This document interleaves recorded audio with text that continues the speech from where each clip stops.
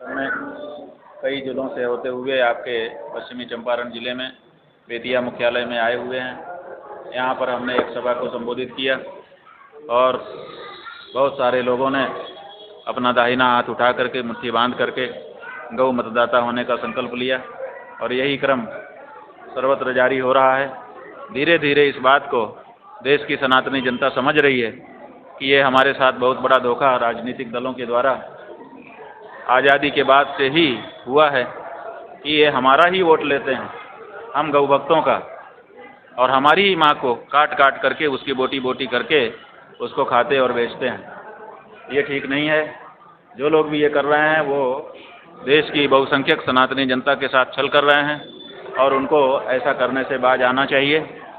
और ये संकल्प ले रहे हैं कि अगर हमको प्रत्याशी स्पष्ट नहीं करेगा कि वो गौ रक्षा के लिए प्रतिबद्ध है शपथ पूर्वक, तो हम उसको वोट नहीं देंगे। जो हमारा वोट लेना चाहता है उसको शपथ पूर्वक ये कहना होगा कि हम अगर जीतेंगे आपके वोट पा करके तो हम गौ माता की रक्षा का वचन देते हैं। हाँ जी,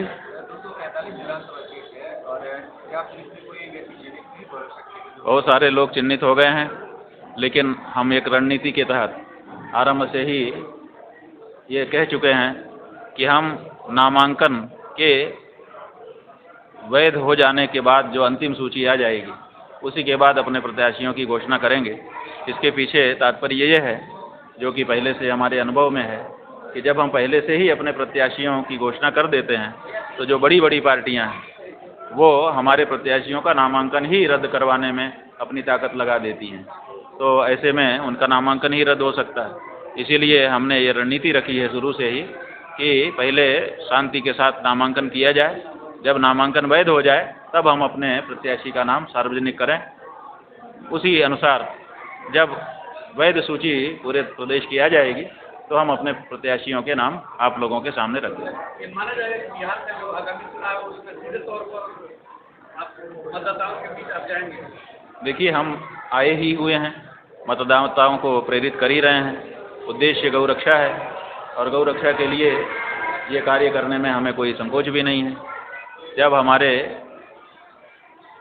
प्रत्याशी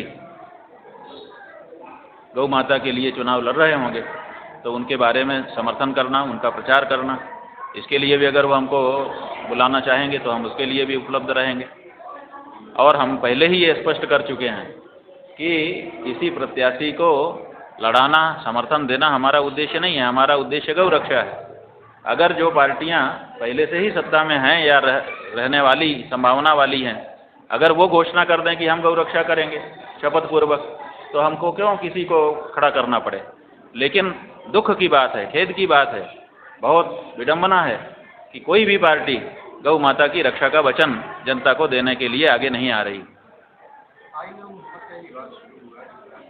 ये सब जो आई लो मोहम्मद और आई लो महादेव, ये सब जो बातें हैं ये केवल इसलिए हैं कि जो असली मुद्दे हैं उनसे जनता का ध्यान भटका दो।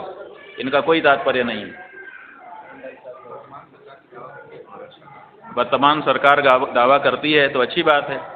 अगर दावा करती है और वो सरकार में पहुंच गई है तो उसको दावा नहीं करना चाहिए।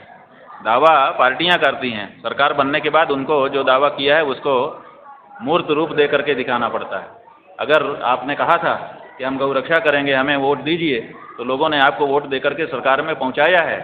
आपको सरकार में रहते हुए गौ रक्षा कर देनी चाहिए, लेकिन आप उसको करने में असफल रहे हैं। यही तो पीड़ा है, और काहे की पीड़ा है। हाँ, कितनी सीट है बिहार में? जितनी सीट है हर जगह पर हमको मजबूरी है, क्योंकि हर क्षेत्र में लोग गाय के लिए मतदान का संकल्प ले रहे हैं। अगर कोई प्रत्याशी वहाँ नहीं रहेगा तो किसको वोट देंगे वो। तो इसलिए हमारी मजबूरी है कि हर क्षेत्र में, एक क्षेत्र भी बचे ना, हर क्षेत्र में कोई गाय माता का प्रत्याशी रहे, ताकि जिन लोगों ने गौ माता के लिए मतदान देने का संकल्प लिया है वो उसको अपना मतदान कर सकें।